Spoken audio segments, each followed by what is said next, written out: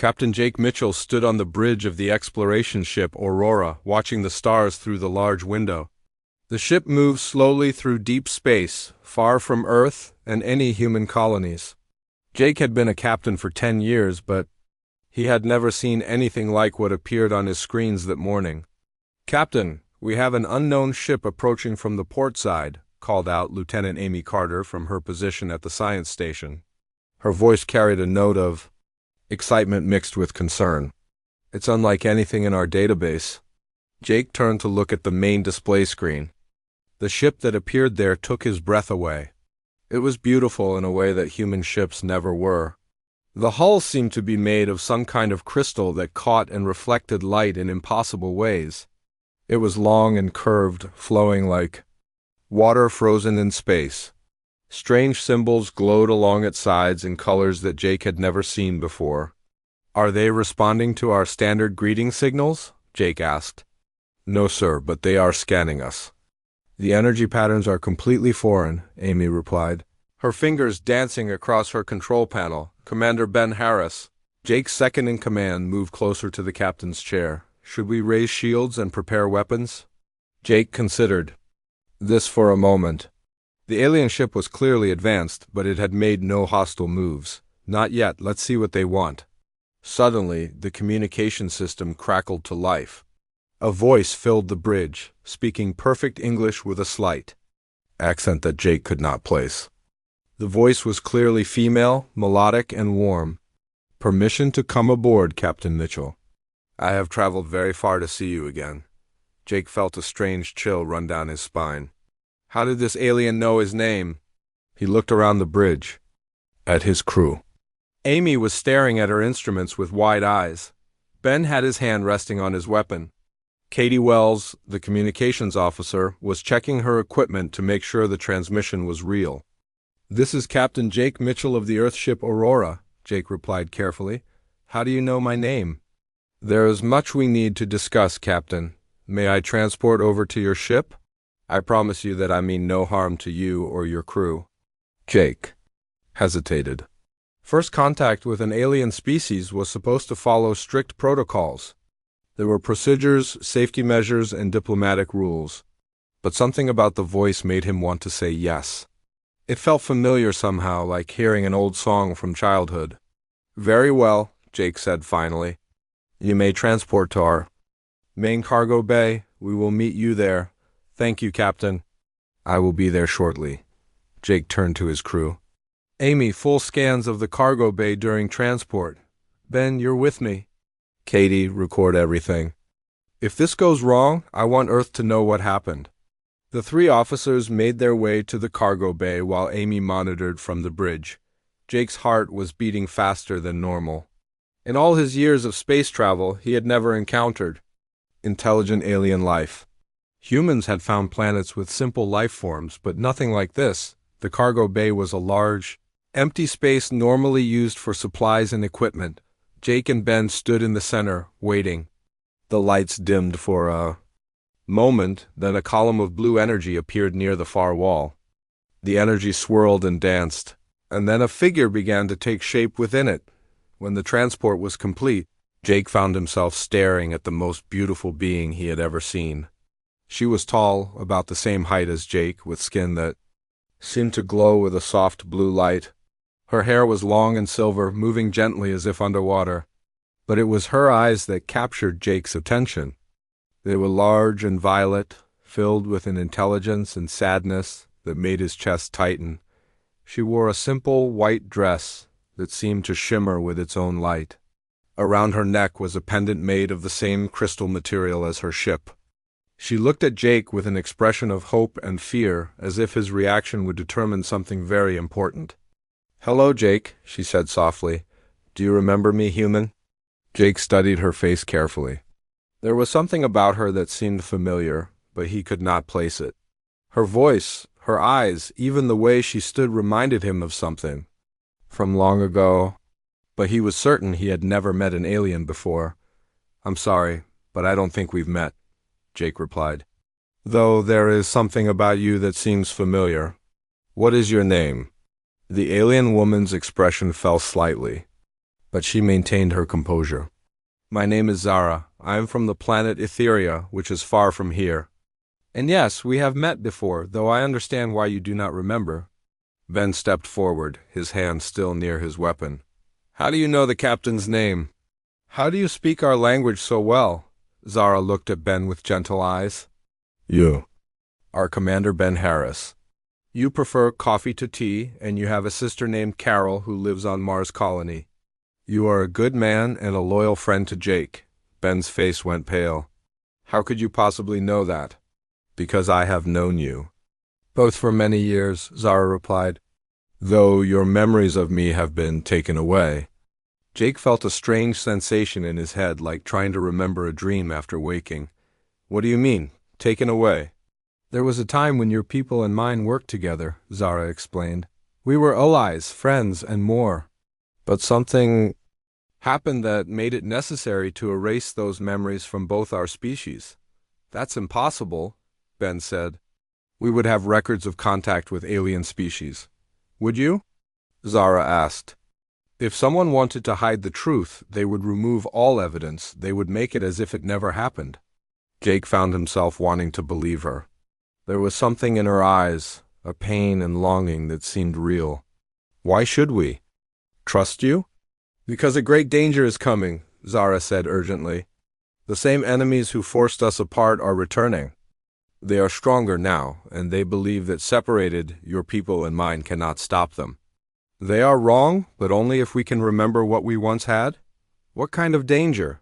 Jake asked. The Dominion, Zara replied. They are a race of beings who have replaced their bodies with machines. They seek to control all life in the galaxy. 15 years ago they nearly succeeded, but humans and Etherians working together stopped them. Now they return, thinking we have forgotten how to fight. Together, Jake felt a headache beginning to form. Images flashed through his mind, battles in space. Alien warriors fighting alongside humans, and something else, something personal that he could not quite grasp. I need proof, Jake said. Something to show that what you're saying is true. Zara reached into a pocket of her dress and pulled out a small device. This contains some of your memories, Jake, the ones that were hidden rather than destroyed.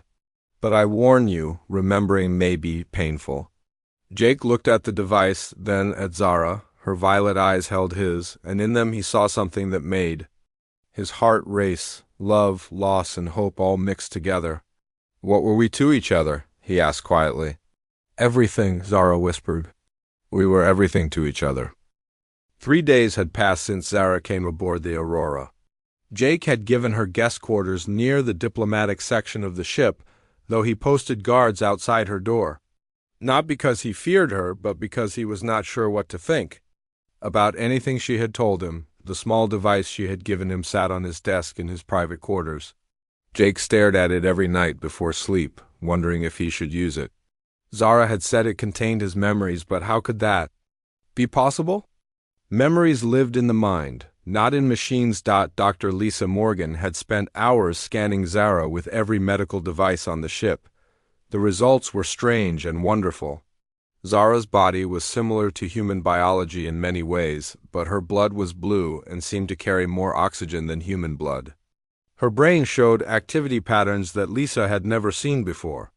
She's remarkable, Lisa told Jake during their morning briefing. Her cellular structure is more efficient than ours. She could probably live for hundreds of years. And Captain, there's something else. Her DNA shows markers that suggest she's been in contact with human genetic material before. What does that mean? Jake asked. It means she's telling the truth about knowing humans. Her body has adapted to being around us. That kind of adaptation takes time, maybe years. Jake felt that strange headache again. Sometimes when he looked at Zara, he felt like he was trying to remember something important. The feeling was strongest when she smiled or when she said his name in that particular way. That afternoon, Jake found Zara in the observation deck looking out at the stars. She stood with her hands pressed against the glass, her silver hair flowing behind her like water. She looked sad and beautiful, and Jake felt his heart beat faster when he saw her. You're thinking about using the device, Zara said without turning. Around. How did you know I was here? Jake asked. I can sense you, Zara replied. It's part of what my people can do. We feel the emotions of those we care about. Jake moved to stand beside her at the window. Care about? You don't remember, but you were very important to me, Zara said. You still are. Tell me about before, Jake said. What was it like when humans and your people worked together? Zara's eyes grew distant. It was beautiful. Your people brought something to the galaxy that had never existed before. You brought hope and courage and the willingness to fight for what is right, even when the odds were impossible. And your people? We brought wisdom and technology and the ability to see the bigger picture. Together, we were stronger than either species could be alone. Jake watched her face as she spoke. There was love in her voice, but also deep sadness. What happened to end it? The Dominion happened, Zara said. They are a race that gave up their bodies to become machines. They believe that organic life is weak and must be controlled. When they saw how strong we were together, they knew they had to separate us. How? They created a weapon that could steal memories without killing. They used it on both our species, making us forget each other completely. Then they destroyed all records of our alliance. Jake felt frustrated. If they destroyed everything, how do you remember? Not all of us forgot completely, Zara said. Some of my people, the ones who were closest to humans, kept fragments of memory deep in our minds. It took me years to piece together enough to find you. Why me specifically? Zara turned to look at him, and Jake saw tears in her violet eyes. Because you were the bridge between our species. You were the human who understood us best, who worked with us most closely. And because... She paused, seeming to struggle with the words. Because what? Because I loved you, Zara said quietly. And you loved me. Jake felt like he had been hit by lightning. Images flashed through his mind, a blue hand in his, laughter under alien stars, a woman with silver hair smiling at him with complete trust. The images were gone almost as quickly as they came, but they left him shaking. That's impossible, Jake said. I would remember something like that. Would you? Zara asked. If someone stole your memories of the most important time in your life, would you remember? Over the next few days, Jake found himself spending more time with Zara. She knew things about him that no one else knew. His favorite food, the song he hummed when he was nervous, the way he liked his coffee.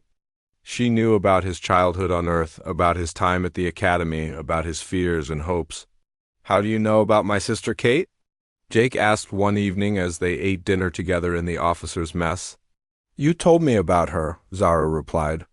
You said she was the smartest person you knew and that she always beat you at chess when you were children. Jake stared at her. He had never told anyone on the Aurora about Kate or the chess games. When did I tell you that? 12 years ago, Zara said. We were on a planet called Nexus 7, waiting for a supply ship. You were worried about her. Because she was taking a dangerous job on a mining station. Jake felt dizzy. Kate had worked on a mining station 12 years ago. She had been hurt in an accident there, and Jake had worried about her for months. But he had never told anyone about that worry. This is crazy, Jake said. None of this makes sense. I know it's hard to believe, Zara said. But the device I gave you can show you the truth. It contains recordings of conversations we had, images of places we went together, proof that what I'm saying is real. That night, Jake sat in his quarters staring at the device. Ben had offered to stay with him when he used it, but Jake felt this was something he needed to do alone. He picked up the device and pressed the activation button. The world around him changed instantly. Instead of his quarters, he was standing on a planet with 2 suns. The sky was purple, and strange plants grew everywhere. Beside him stood a younger version of himself, and next to that younger self was Zara. The Dominion fleet will be here in 6 hours, the younger Jake was saying. Are your people ready? We are ready, Zara replied. But Jake, if we don't survive this battle, I want you to know that these past 2 years have been the happiest of my life. The younger Jake took Zara's hand. We'll survive. We always do. The vision ended, and Jake found himself back in his quarters. His hands were shaking and his heart was racing. The memory had felt completely real, more real than his actual memories. Of yesterday, he activated the device again. This time he saw himself and Zara working together in what looked like a command center. They moved with perfect coordination, finishing each other's sentences, working as a team in a way that seemed natural and practiced. "The 3rd Battalion is in position," the younger Jake said. "Good," Zara replied. "Tell them to wait for my signal. The Dominion ships will try to flank us from the left." "Already anticipated," Jake said with a smile. "Sometimes I think you can read my mind." "Sometimes I think I can too," Zara said, smiling back. The vision faded, and Jake sat in stunned silence. The man in the memories was definitely him, but he acted differently, more confident and at ease. And the way he looked at Zara, it was clear that he loved her deeply. Jake activated the device one more time. In this memory, he and Zara were alone together, sitting by a lake under alien stars. They were holding hands and talking quietly. "Do you ever wonder what would happen if our people knew about us?" The younger Jake asked. "They will know someday," Zara replied. "When the war is over, when the Dominion is defeated, we'll tell them. Everything. Maybe our relationship will help bring our species closer together." "I hope so," Jake said. "I can't imagine my life without you now." "You'll never have to," Zara said, leaning against him. "We'll always be together." The memory ended, and Jake felt tears on his face. The love between the two people in the visions had been real and strong. But if these memories were true, what had happened to that love? How had it been stolen from him? Jake looked at the device in his hand and realized that everything Zara had told him was true. They had known each other. They had loved each other. And someone had taken that away from both of them. Now the question was, what was he going to do about it? Jake woke up the next morning with a clear purpose. The memories from the device had shown him enough to know that Zara was telling the truth. He had loved her once, and she had loved him. More importantly, their two species had worked together to fight a common enemy.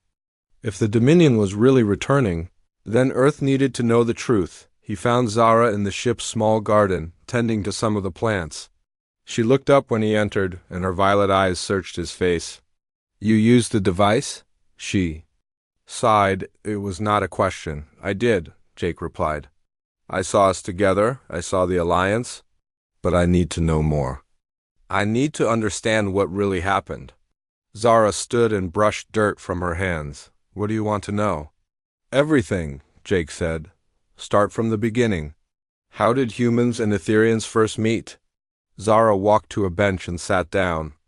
Jake joined her, and she began to speak. "It was 17 years ago.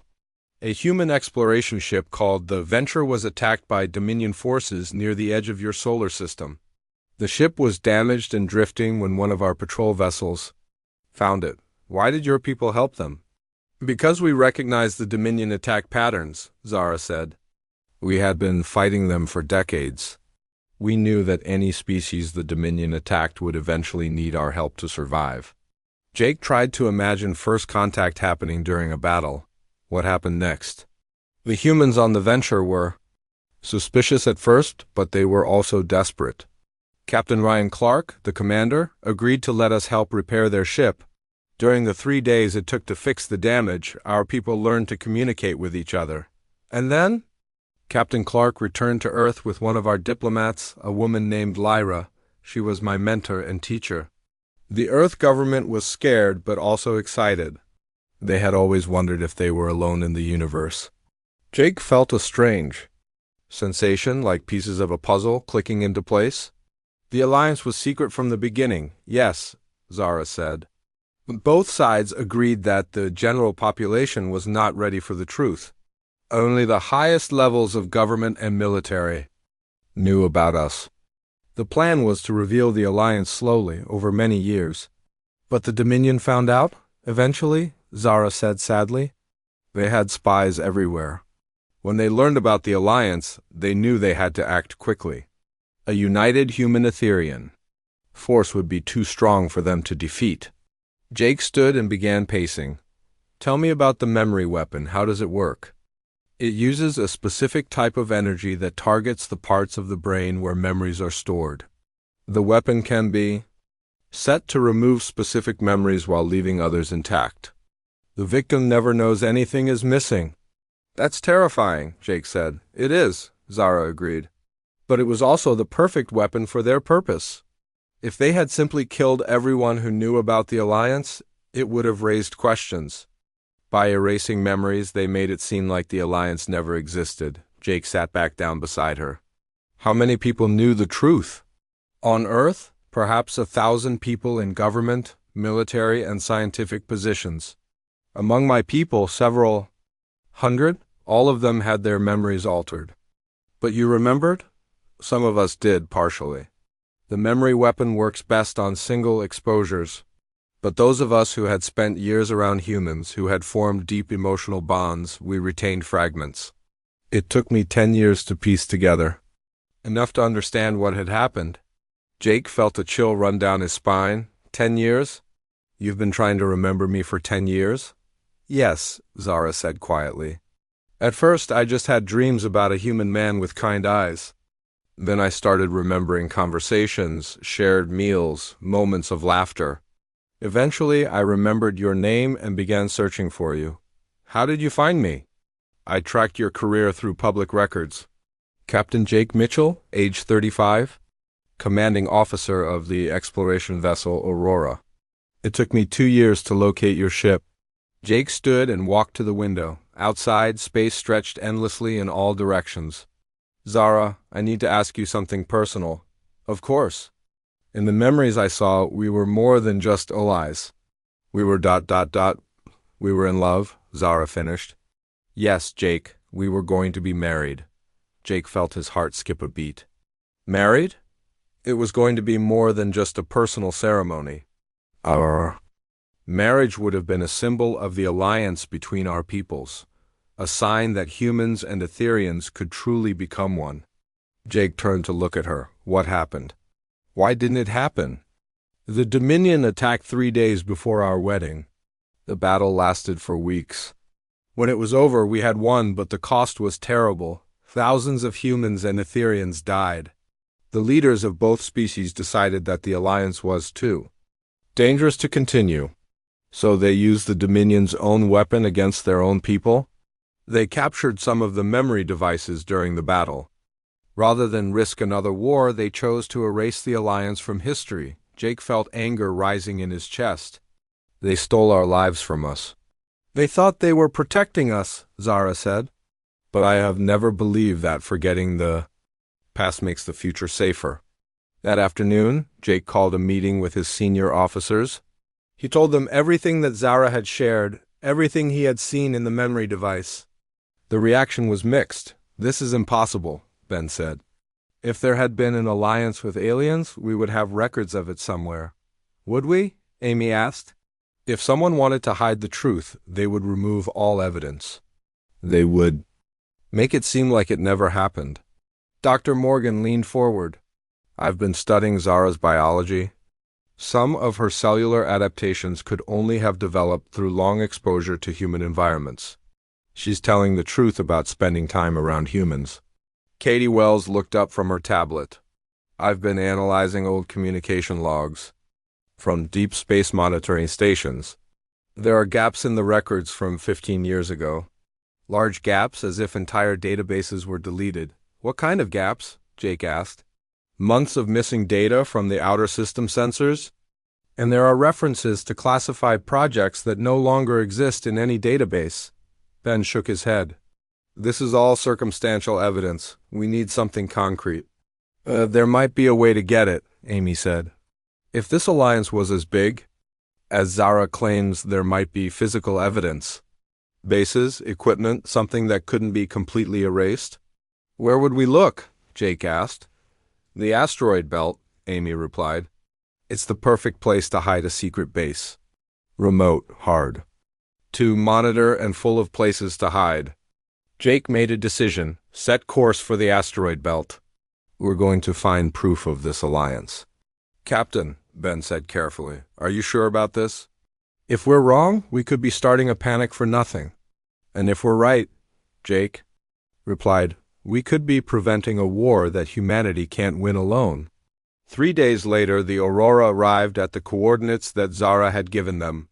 She had remembered the location of a joint human-Etherian research station that had been built into a large asteroid. From the outside, the asteroid looked like any other, but deep scans revealed hollow chambers and metal structures inside. "There's definitely something artificial in there," Amy reported, "and I'm detecting power signatures. Whatever it is, it's still operational." Jake felt his pulse quicken. "Can we get inside?" "There's a docking bay on the far side. It's been sealed, but we should be able to cut through." An hour later, Jake, Zara, and a small team were walking through the corridors of the abandoned base. Emergency lighting cast strange shadows on the walls, and their footsteps echoed in the empty halls.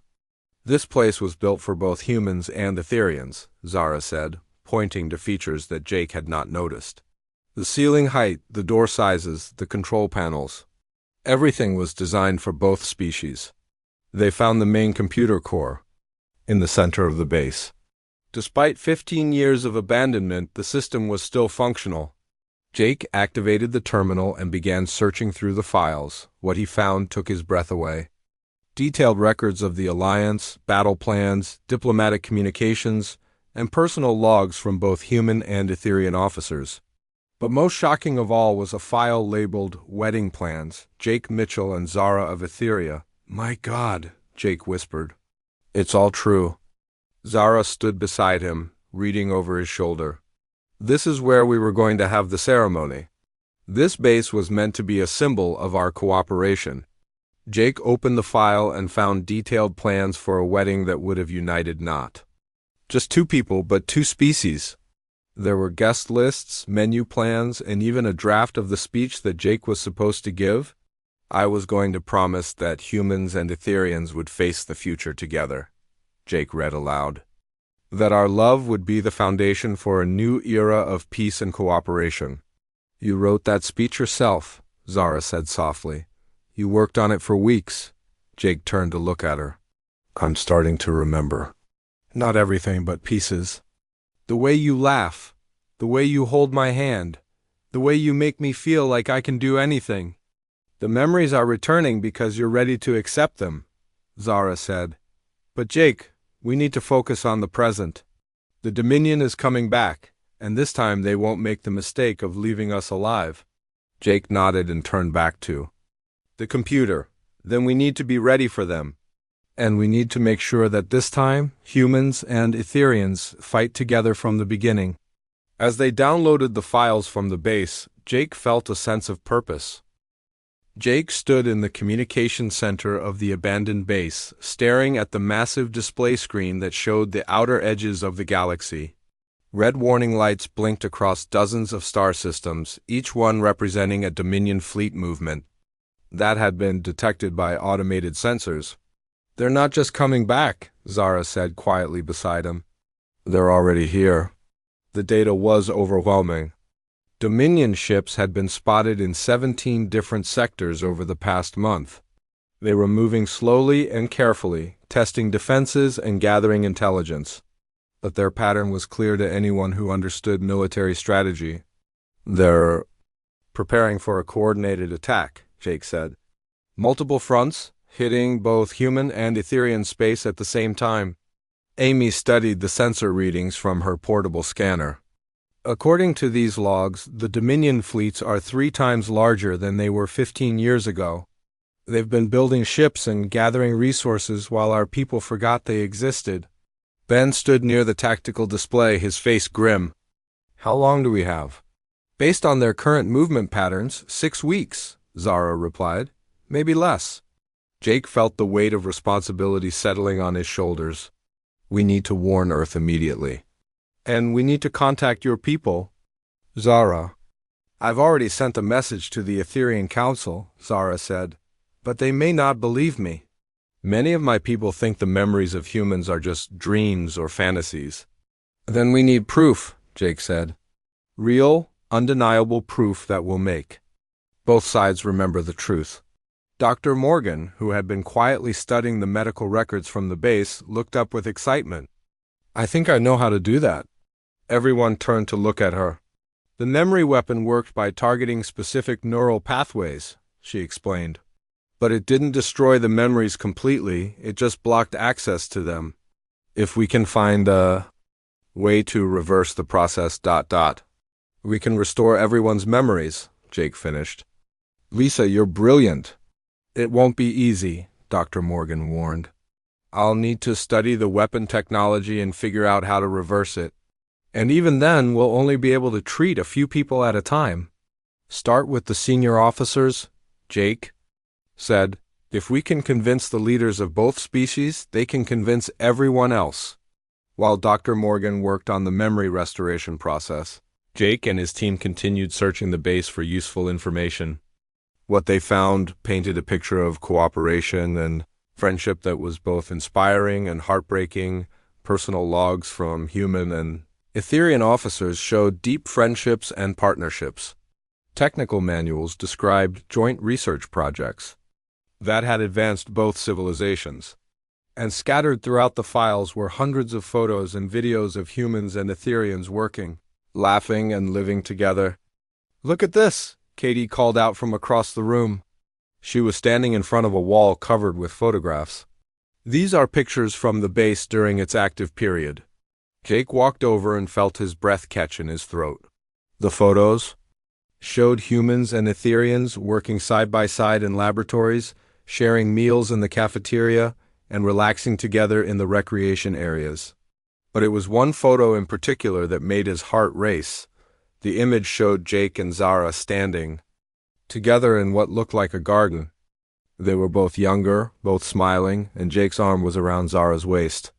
They looked happy and comfortable together, like two people who belonged with each other. I remember when that was taken, Zara said softly, appearing beside him. It was your birthday. I had never seen a human birthday celebration before, so the crew threw a party to show me your customs. Jake stared at the photo. The man in the picture looked like him, but there was something different about his expression. He looked confident and at peace in a way that Jake had never felt in his recovered memories. I look happy, Jake said. You were happy? Zara replied. We both were. Those 2 years when the Alliance was active were the best time of both our lives. Over the next few days, more memories began returning to Jake naturally. He remembered working with Etherian engineers to design new ship weapons. He remembered tactical meetings where human courage combined with Etherian wisdom created strategies that neither species could have developed alone.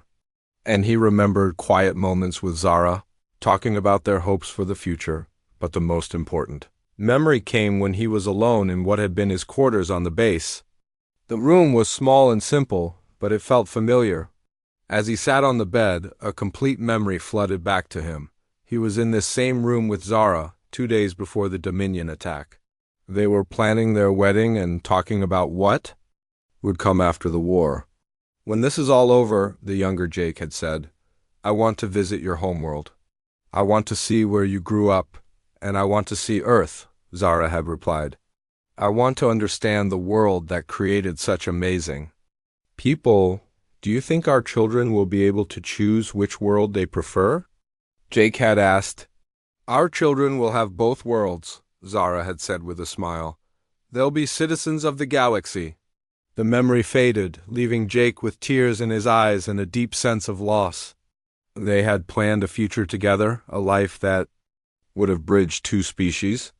The Dominion had stolen that future from them, but they had also stolen something else. The alliance between humans and Etherians had been more than just a military partnership. It had been the beginning of something new, a civilization that combined the best qualities of both species. 3 days later, Dr. Morgan announced that she had successfully modified one of the memory devices to reverse its effects.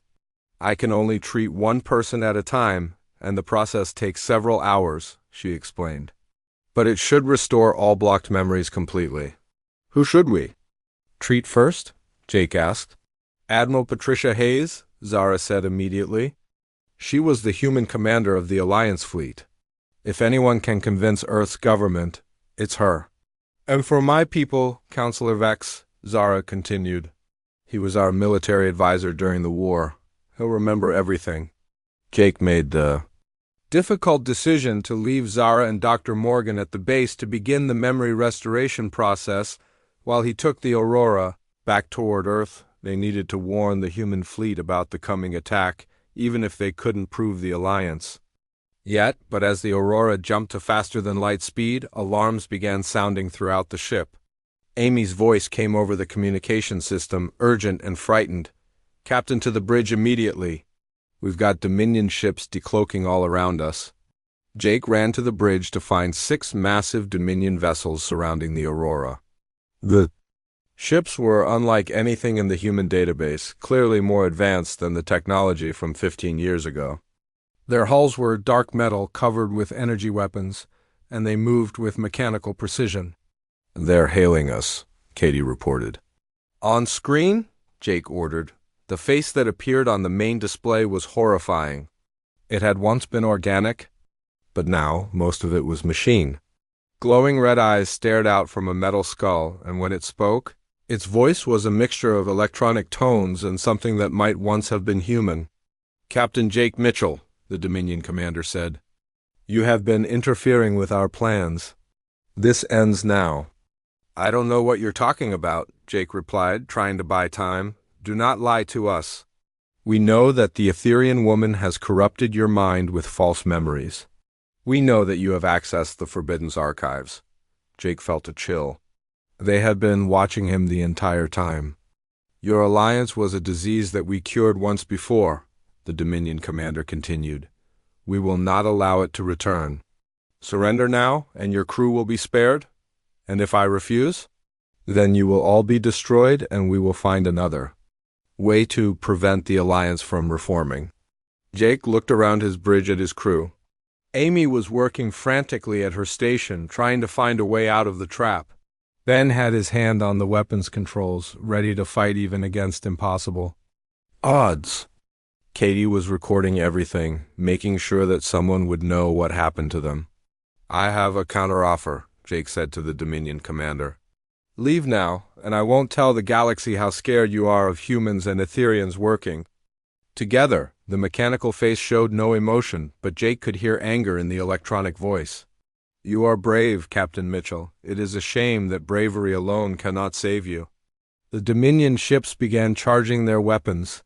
Jake knew that the Aurora could not win against 6 enemy vessels, but he also knew that he could not surrender. Too much depended on the alliance being restored. "All hands, prepare for battle," Jake announced over the ship's communication system. "Today we fight not just for ourselves, but for the future of 2 species." As the first energy beams lanced out from the Dominion ships, Jake thought about Zara and the life they had planned together. He thought about the alliance and the hope it had represented. And he thought about the fact that sometimes, even when you cannot win, you have to fight anyway. The Aurora shuddered under the impact of the enemy weapons, but Jake's crew fought back with everything they had. The battle was just beginning, and Jake was determined to make sure that the Dominion would remember this day, even if he did not survive to see tomorrow. The Aurora shook violently as another blast from the Dominion ships hit its shields. Jake gripped his captain's chair and watched the tactical display show their defenses failing rapidly. 6 against 1 was impossible odds, but his crew fought with determination that made him proud. "Shields down to 30%, Amy called out over the noise of sparking consoles. "Return fire, all weapons," Jake ordered. The Aurora's guns blazed, striking one of the Dominion ships. The enemy vessels' shields flared but held strong. Jake realized that 15 years of preparation had made the Dominion much more powerful than before. Suddenly, the space around them filled with blue light as an Etherean ship appeared from nowhere. It was Zara's vessel, moving with impossible grace between the Dominion ships. Its crystal hull reflected the weapon fire like a prism, creating beautiful patterns of light in the darkness of space. "Zara, what are you doing here?" Jake spoke into his communication device. "Saving you," came her reply. "Dr. Morgan finished the first memory restoration. I contacted Admiral Hayes and she's on her way with the fleet. You should have stayed." at the base where it was safe. Nowhere is safe anymore, Jake. Besides, I couldn't let you fight alone. Zara's ship fired weapons that Jake had never seen before. Beams of pure energy struck the Dominion vessels, causing their shields to flicker and fail. The mechanical ships tried to surround her, but she moved like a dancer, avoiding their attacks while striking back with deadly precision. How is she doing that? Ben asked in amazement. Etherian pilots are trained from childhood, Jake replied, memories flooding back to him. They can feel the flow of energy and movement in space. It's like a sixth sense. The battle raged for several minutes, with the Aurora and Zara's ship working together against the 6 Dominion vessels. Jake found himself anticipating Zara's moves, coordinating their attacks without speaking. It was as if they were two parts of the same mind. Then more ships began appearing. First came 3 Etherian vessels, their crystal hulls gleaming as they joined the fight. Then human ships began dropping out of faster-than-light travel, led by a massive battleship that Jake recognized as the flagship of Earth's fleet. "This is Admiral Patricia Hayes of the Earth Defense Force," came a stern voice over the communication channel. "All Dominion vessels, you are ordered to withdraw immediately." The Dominion commander's mechanical voice replied, "Admiral Hayes, you do not remember us, but we remember you. 15 years ago, you swore to destroy our empire. Today, we will finish what began then." "I remember everything now," Admiral Hayes said, and Jake could hear the anger in her voice. "I remember the alliance, I remember the war, and I remember how you stole our memories to break us apart. It won't work this time."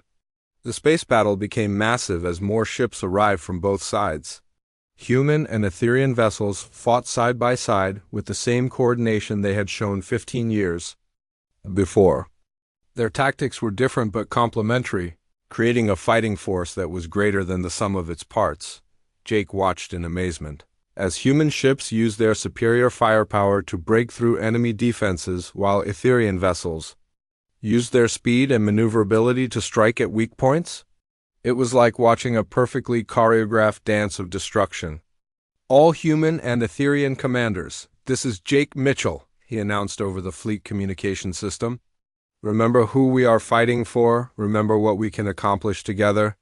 As if his words had awakened something in the pilots and crews, the combined fleet began fighting with renewed energy.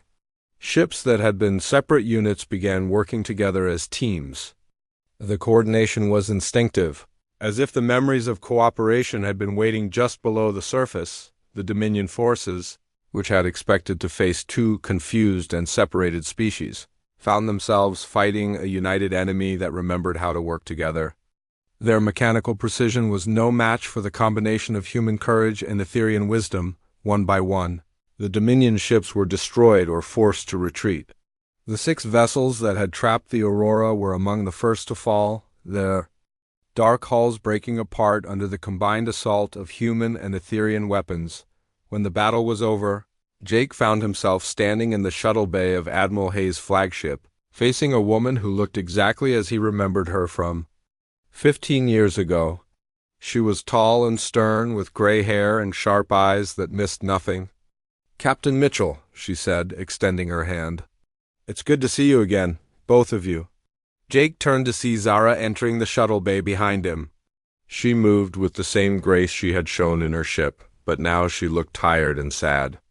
"Admiral," Zara said with a slight bow, "thank you for remembering us." "Dr. Morgan's device worked perfectly," Admiral Hayes replied. "Every memory came back clear as day. The alliance, the war, the wedding that never happened, all of it." Jake felt his heart skip a beat.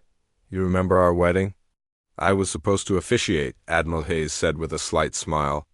"It would have been the first marriage between a human and an Etherian, a symbol of what our species could build together." Jake looked at Zara, and she looked back at him. In her violet eyes, he saw all the love and hope that had been stolen from them 15 years ago. "The Dominion isn't finished," Zara said, bringing them back to the present. "This was just a scouting force. Their main fleet is still out there, preparing for a full invasion." "Then we'll be ready for them," Admiral Hayes said. The alliance is reformed, and this time we won't let anyone break it apart. Over the next few weeks, Jake watched in wonder as humans and Etherians began working together again. Memory restoration devices were distributed to both species, bringing back the knowledge and friendships that had been lost. Bases were reopened. Joint research projects resumed, and combined fleets began patrolling the borders, but for Jake, the most important moment came when he and Zara stood together in the same garden where they had planned to be married 15 years before. The asteroid base had been cleaned and restored, and it was once again a symbol of cooperation between their species. "Do you remember me, human?" Zara asked, repeating the question she had asked when they first met again. "I remember everything," Jake replied. "I remember falling in love with you. I remember our plans for the future. I remember the way you make me feel like I can accomplish anything." "And now?" Zara asked. "Now I want to finish what we started," Jake said, taking her hands. In his, "I want to marry you, I want to build a life with you, and I want to help our species face whatever comes next." "The Dominion will return," Zara warned. "Let them come," Jake said. "They broke us apart once by making us forget who we were. But we remember now, and we're stronger than ever." 6 months later, Jake and Zara were married in a ceremony that was broadcast to both human and Etherian worlds. Admiral Hayes officiated, just as she had planned to do 15 years before. Representatives from dozens of other species attended, many of them asking to join the new alliance. Their wedding became a symbol of what was possible when different peoples worked together with trust and understanding. The ceremony ended with Jake and Zara speaking vows that they had written together, promising not just to love each other, but to dedicate their lives to building bridges between species across the galaxy. When the Dominion returned with their full invasion fleet, they found themselves facing not just humans and Etherians, but a confederation of dozens of species working together. The war that followed was hard fought, but the outcome was never really in doubt. The Dominion's mechanical perfection could not match the creativity and courage that came from unity in diversity. Jake and Zara commanded the flagship of the combined fleet, their partnership serving as a model for cooperation between all the member species. They had children who grew up speaking both human and Etherian languages, who learned the customs of both cultures, and who saw the galaxy as their home. The Dominion was finally defeated not through conquest, but through conversion. Many of their machine-enhanced beings chose to abandon their mechanical bodies and rejoin organic society. Others found ways to combine their technological improvements with emotional and creative growth. Years later, when Jake was an old man, and Zara's hair had turned from silver to white, they would sit together and watch their grandchildren play in gardens that existed on dozens of worlds. The children were human, Etherian, and members of other species, all growing up together, as citizens of a galaxy where cooperation had replaced conflict.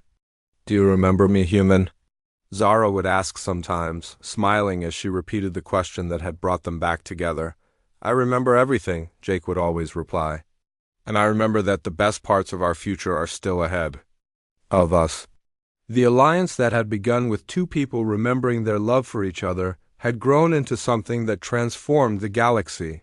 And at its heart was the simple truth that had always been there, that different peoples working together with trust and respect could accomplish anything.